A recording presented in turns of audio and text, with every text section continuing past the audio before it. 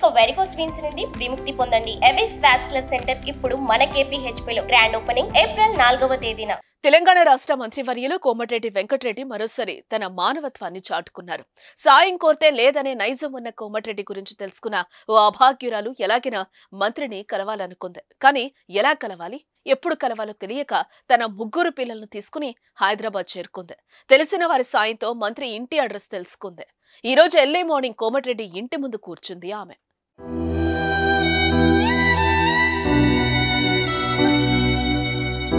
Jogging కోసం బయటకు వెళ్లిన మంత్రికి 3 పిల్లలతో బిక్కుబిక్కుమంటూ కూర్చున్న ఆ మహిళ కనిపించింది. స్వతహాగా సేవాగుణం కలిగిన మంత్రి ఎవరా అని ఆరా తీశారు. యాదాద్రి భువనగిరి జిల్లా మోత్కూరు మండలం ముషిపట్ల నుంచి తన కోసం వచ్చినట్లుగా తెలుసుకున్నాడు.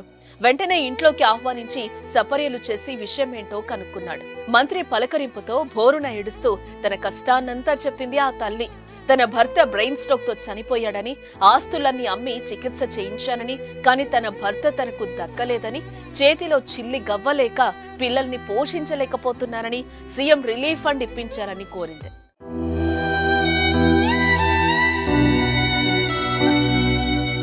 అయితే కుటుంబ సభ్యుడిని కోల్పోతే ఆ బాధ ఎలా ఉంటుందో తనకి తెలుసని, ఆ బాధ ఎవరూ పూడ్చలేరని ఓదార్చారు కోమటిరెడ్డి వెంకటరెడ్డి.